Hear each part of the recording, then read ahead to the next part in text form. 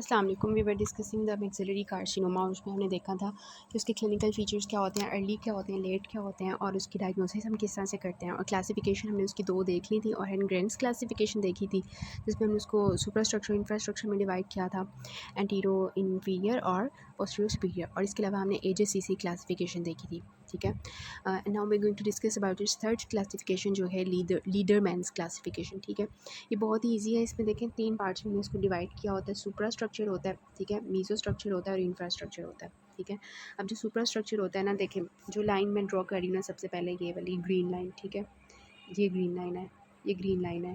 ठीक है, अब इस तरह से कैसे कटी, जो फर्स्ट ग्रीन लाइन है ना, ये आपके फ्लोर ऑफ ऑर्बिट से, मतलब ये जो आपका ऑर्बिट है उसके फ्लोर से पास कर रही है। ठीक है, और जो सेकंड आपकी है ग्रीन लाइन, वो आपके फ्लोर ऑफ मैक्सिलरी साइनस के नीचे से गुजर रही है। ठीक है, मतलब जो एंट्रा है हमारे मैक्सिला के उसके नीचे से। तो दोनों के ऑर्बिट के फ्लोर से और मैक्सिला की जो फ्लोर है वहाँ से हमें दो लाइंस बना लेनी है। जो हमारे पास फर्स्ट लाइन के ऊपर वाला होगा वो सुपर स्ट्रक्चर्स होंगे, जो हमारे पास इन दोनों लाइंस के दरमियान वाले होंगे वो मीजो स्ट्रक्चर्स होंगे, और जो हमारी फ्लोर ऑफ एंट्रा के नीचे वाला पार्ट होगा उसको हम इंफ्रास्ट्रक्चर्स कह देंगे। ठीक है, अब जो है ना, अगर हमारा ट्यूमर ऐसा है कि उसने हमारे जो है ना इन चीज़ों को इन्वॉल्व किया हुआ है, मतलब कि ऑर्बिट के फ्लोर के ऊपर वाली चीज़ों को इन्वॉल्व हुआ है, जिसमें हमारे पास कौन कौन सी चीज़ें आ सकती हैं।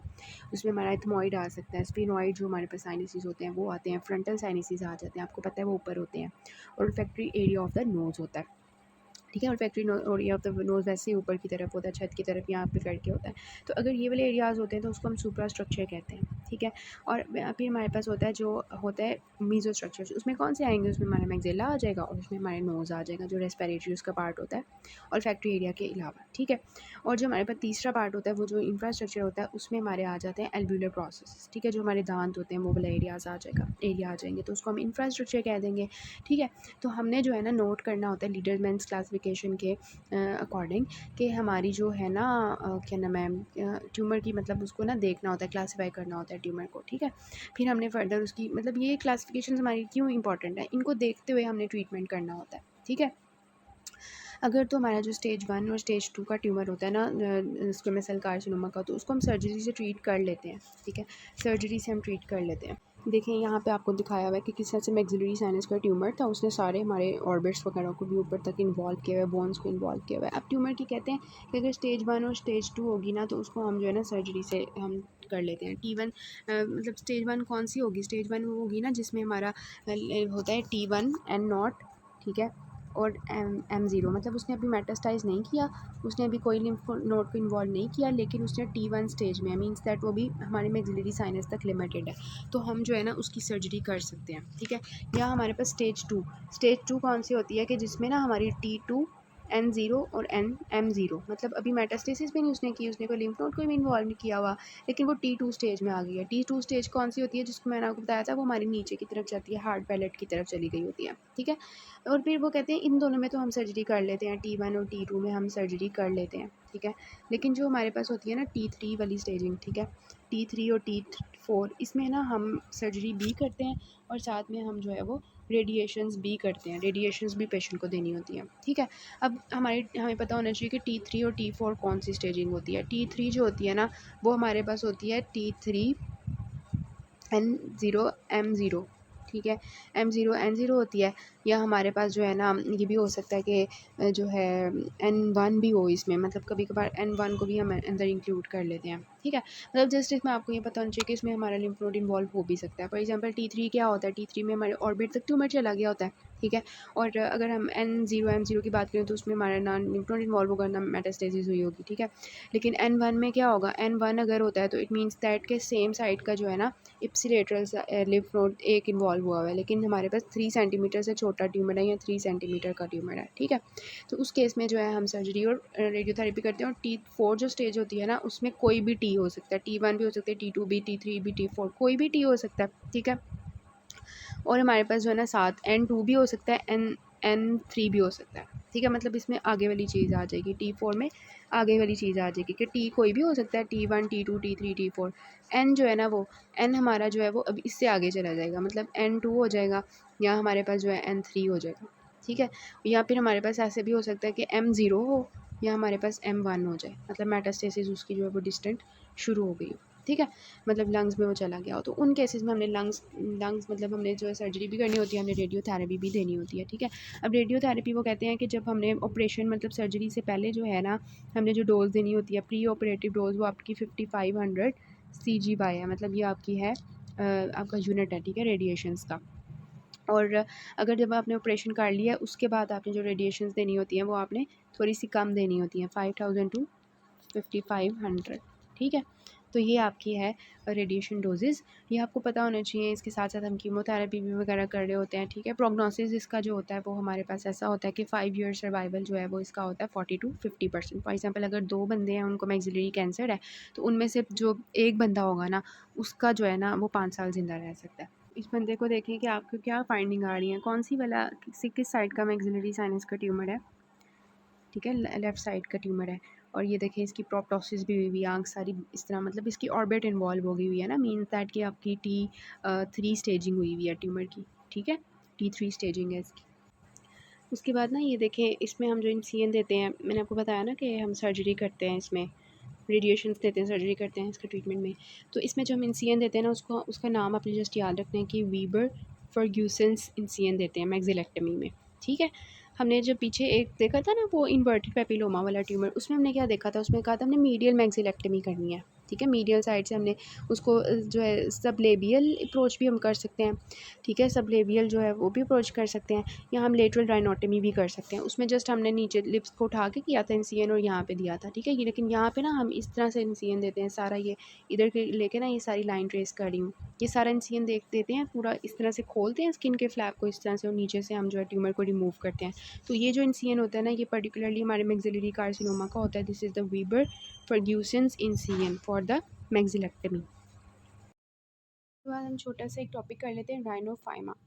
इसको हम पोटैटो ट्यूमर भी कहते हैं। क्यों कहते हैं? क्योंकि ये आपको पोटैटो की तरह नज़र आता है नोज़ के ऊपर। ठीक है, एक्सटर्नल नोज़ के ऊपर क्या नज़र आता है, पोटैटो ट्यूमर नज़र आता है। इसको आप कहते हो राइनोफाइमा।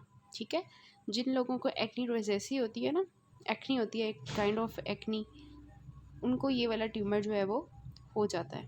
ठीक है, ये ज़्यादातर किन को इफ़ेक्ट करता है, मैन को, पास्ट मिडल एज, मीन्स थोड़ा सा हमारे पास जो मिडल एज होती है उसके बाद। ठीक है, और होता क्या है इसमें, यहाँ पे हाईलाइट हुआ है, हाइपरट्रॉफी हो जाती है sebaceous glands of the tip of the nose. कि आपको पता है ना कि हमारी जो स्किन होती है एक्सटर्नल नोज़ की, उस पर हमारे ग्लैंड्स भी होते हैं, सिबेशियस ग्लैंड्स होते हैं, उनकी क्या हो जाती है, हाइपरट्रॉफी। जब हाइपरट्रॉफी हो जाएगी उनकी, तो ये हमारे पास अपीयरेंस आएगी। दिस इज़ एक्चुअली राइनोफाइमा और the potato tumour, and it is a slowly growing benign tumour. ठीक है, तो ये आपकी ट्यूमर्स की लिस्ट भी टेबल 25.1 में दी हुई है कि बिनाइन ट्यूमर्स कौन कौन से हो सकते हैं, तो उनमें राइनोफाइमा एक लिखा हुआ है। This is actually the acne rosacea. Acne rosacea, इसमें क्या होता है, राइनोफाइमा हो जाता है, सेबेशियस ग्लैंड्स की हाइपरट्रॉफी स्टार्ट हो जाती है। सो इसकी अपीयरेंस आपको कैसी नज़र आ रही है, ये लोब्यूलेटेड नज़र आ रहा है, लोब्स बने हुए हैं। कलर क्या है इसका, पिंक है।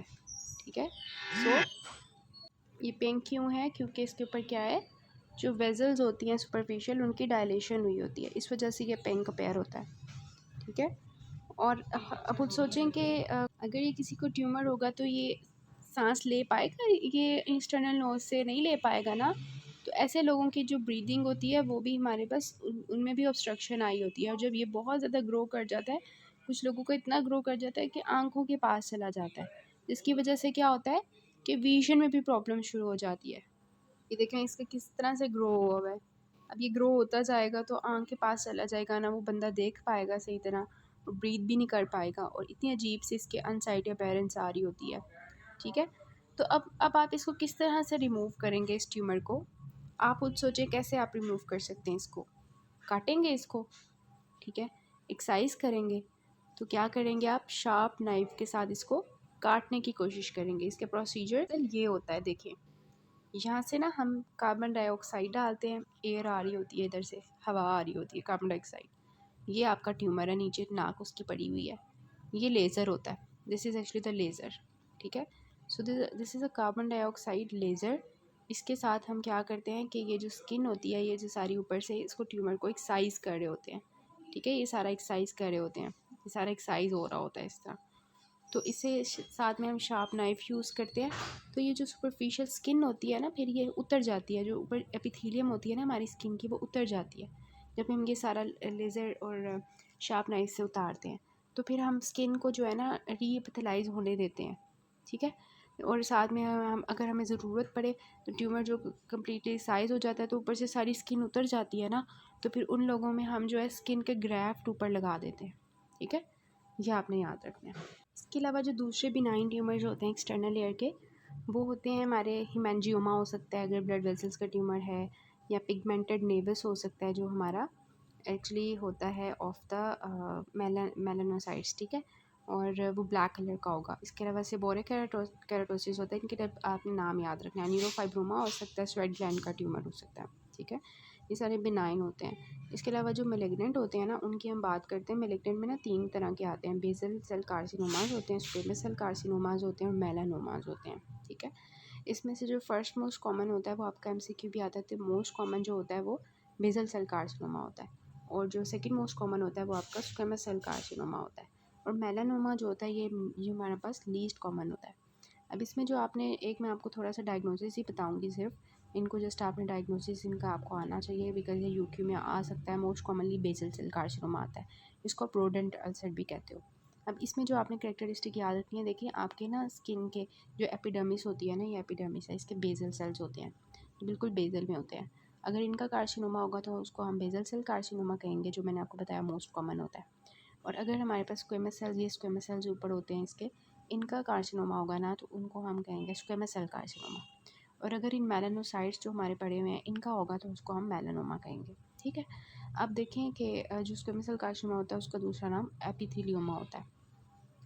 अब मैंने आपको बताना है कि बेसल सेल्स में आपने कैसे आइडेंटिफाई करना है। जब भी आपके पास आएगा ना इंड्यूरेटेड मार्जिन्स, इंड्यूरेटेड मतलब अंदर गई होंगी, ऐसा अल्सर होगा जिसकी अंदर की तरफ मार्जिन्स होंगी, रोल्ड अंदर की तरफ हुई होंगी, वो हमारा बेसल सेल होगा। और वो वाली हमारे पास वो वाला ट्यूमर जिसमें मार्जिन्स अंदर की तरफ नहीं गई होंगी, रोल्ड आउट मार्जिन्स होंगी, रोल्ड आउट। तो हमेशा हमेशा याद रखना है, कहीं भी हमारे ये कैंसर्स आ जाएं तो स्क्वेमस सेल के रोल्ड आउट होंगे, और जो बेसल सेल होंगे उनकी रोल्ड इन मार्जिन्स होंगी, ठीक है। और इनको आप इस तरह से याद रख सकते हो, बेसल जो होता है वो अंदर की तरफ होते हैं ना बेसल सेल्स, तो ये इन होंगे, इंड्यूरेटेड, और स्क्वेमस बाहर की तरफ होते हैं ना, तो ये रोल्ड आउट होंगे, ठीक है। अब ये देखेंगे इस तरह से, ये हम डिस्कस करते हैं बेसल सेल कार्सिनोमा। तो ये अगर आपको अल्सर नज़र आ रहा है नाक के ऊपर, तो ये एक्चुअली आपको क्या शो कर रहा है अल्सर, कि इसकी जो मार्जिन्स हैं वो अंदर की तरफ गई होंगी, अंदर की तरफ नज़र आ रही हैं, रोल्ड इन मार्जिन्स, ठीक है, इंड्यूरेटेड मार्जिन्स। ये स्लोली ग्रोइंग होता है, इतनी जल्दी ग्रो नहीं करता। और इसमें लिखा हुआ है कि ये में जो है दोनों को इक्वली इफेक्ट करता है, मेल्स एंड फीमेल्स को, mostly 40 to 60 years of age में ये करता है। इसको हम किस तरह से ट्यूमर को जो है वो ट्रीट करते हैं, क्रायो सर्जरी कर सकते हैं, ठीक है, मतलब फ्रीज़ करके या रेडिएशंस के थ्रू, या फिर सर्जिकल एक्सरसाइज करते हैं, ठीक है। तो ये जस्ट आपने रीड कर लेना। उसके बाद हम चलते हैं फ्रंकल की तरफ। अच्छा, अब जो राइनोफाइमा हमने पढ़ा था उसमें स्पेशियस ग्लैंड्स की हाइपरट्रॉफी हो रही थी। फ्रंकल की बात करें तो हमने जब ईयर डिस्कस किया था तो उसमें भी हमने ये कहा था, जो हमारे हेयर फॉलिकल्स होते हैं ना, उनकी एक्चुअली हमारे पास इन्फेक्शन हो जाता है, मोस्टली आपके staph aureus infection. Staph aureus है आपका बहुत इंपॉर्टेंट एमसीक्यू है कि फ्रंकलोसिस में किस ऑर्गेनिज्म ने हमला किया होता है, तो स्टेफ ऑरियस होता है। तो ये हमारे पास हेयर फॉलिकल्स का इन्फेक्शन हो, ठीक है। ये देखेंगे नाक इसकी दिखाई हुई है, इसके हेयर फॉलिकल्स में इन्फेक्शन होता है स्टेफ ऑरियस का। और क्यों होता है, इसका कॉज क्या होता है कि कोई बंदा जो है ना वो अपनी नाक के अंदर उंगलियां मार रहा होता है ना, नोज़ पिकिंग कर रहा होता है, तो ये बहुत इंपॉर्टेंट इसकी चीज़ होती है। नोज़ पिकिंग की वजह से ट्रॉमा होता है, उसकी वजह से फिर हेयर फॉलिकल्स का इन्फेक्शन हो जाता है। या जो लोग हमारे पास नेज़ल वाइब्रेसी होते हैं, बाल होते हैं हमारे नाक के अंदर, उनको प्लग करते हैं ना, जैसे वो ट्यूज़र के साथ अक्सर वो बाहर आए होते हैं बाल, तो उनको प्लग करते हैं, तो उसकी वजह से फिर ट्रॉमा हो जाता है और फ्रंकल बन जाता है। अब ये पेनफुल भी होता है और टेंडर भी होता है, क्योंकि इन्फेक्शन हुआ हुआ है, ऑब्वियसली पेन होगी, ठीक है। रटा ना मारा करें, हर चीज़ को ना कॉन्सेप्ट लेके पढ़ा करें कि उधर ऑर्गेनिज्म बैठा हुआ है, ऑब्वियसली पेन होगी, ऑब्वियसली इन्फेक्शन हुआ हुआ है तो टेंडर भी होगा, दर्द, हाथ लगाने से दर्द होगी, ठीक है। और हमारी जो स्किन होगी नेज़ल टिप की और डॉर्सम की, वो रेड और स्वॉलन, ठीक है। तो ये आपने याद रखना है। और इसके बाद ये है कि जो ऊपर से आप देखेंगे ना, स्किन जो होगी वो रेड और स्वॉलन होगी, इसकी ट्रीटमेंट आप कैसे करेंगे। पेशेंट को दर्द हो रही है ना, दर्द हो रही है, पेन हो रही है उसको, तो आप क्या करेंगे उसकी पेन के लिए, उसको एनाल्जेसिक्स देंगे ना, उसको कहेंगे वार्म कंप्रेसेस लगाओ, और उसको जो है वो ऑर्गेनिज्म एंटीबायोटिक देंगे ना, ऑर्गेनिज्म बैठा हुआ है तो एंटीबायोटिक्स देंगे ना उसको, टॉपिकल सिस्टमिक एंटीबायोटिक्स देंगे, ठीक है। लेकिन कभी कभार ऐसे होता है कि जो इन्फेक्शन हुआ होता है ना वहाँ पे कोई एब्सेस बन सकती है, तो उसको हमने इंसिजन या ड्रेनेज हमें करने की ज़रूरत पड़ सकती है, ठीक है। इसका ये डेंजर होता है कि ये डेंजर एरिया ऑफ फेस होता है ना, हमेशा याद रखना this is the danger area of face. तो यहाँ से जो हमारा इन्फेक्शन होता है ना वो केवर्नस साइनस के थ्रू जो है वो ब्रेन की तरफ जाता है और वहाँ पे वीनस थ्रोम्बोफिलेबाइटिस करवा सकता है, तो इस वजह से ना हमें इसे ट्रीट करना पड़ता है, ठीक है। तो जो है इसमें वो बता रहे हैं कि इसको ना स्क्वीज़ नहीं आपने करना, क्योंकि उससे इन्फेक्शन जो है स्प्रेड कर सकता है। दरअसल उन्होंने ये बताने की कोशिश की है, तो इसको ट्रीट भी जल्दी करना और इसको स्क्वीज़ नहीं इतनी जल्दी करना, ठीक है, स्क्वीज़ नहीं करना। अच्छा, उसके बाद हमारे पास आता है कि जो इसकी कॉम्प्लिकेशन हो सकती है वो ये हो सकती है कि जो हमारा अपर लिप है वहाँ तक इन्फेक्शन चला जाएगा, या जो है उसकी वजह से सेलुलाइटिस हो सकता है अपर लिप का, और सेप्टल एब्सेस भी बन सकती है, ठीक है, सेप्टल एब्सेस भी बन सकती है। हमने सेप्टल एब्सेस के बारे में पढ़ा था कि वो किस तरह से होता है एंड ऑल दैट। तो this is all about the all the important topics of the nose. तो मैंने तो सारे जो पास्ट पेपर्स में क्वेश्चंस आए हुए थे और जो मुझे लग रहा था इंपॉर्टेंट है वो मैंने अकॉर्डिंग टू द गाइडलाइंस मैंने आपको बता दिया। उसके बाद बाकी जो है ना आपने रीड ज़रूर करना होता है सबको, बिकॉज़ आपके एमसीक्यूज़ तो किसी भी जगह से आ सकते हैं, तो एमसीक्यूज़ भी आपने तो अटेंड करने होते हैं ना, तो उसके लिए आपको रीड लाजमी करना होता है। ये तो सारे इंपॉर्टेंट टॉपिक्स होते हैं, ये तो आप कर लेते हो एससीक्यू सॉल्व, लेकिन एमसीक्यूज़ के लिए भी आपको पढ़ना पड़ता है, ठीक है। तो एनाटमी और फिजियोलॉजी आपने बहुत ज़्यादा फोकस करनी है, और बाकी सारा भी एमसीक्यूज़ के लिए जो है लाजमी रीड कर लेना है। थैंक यू सो मच, जज़ाकल्लाह।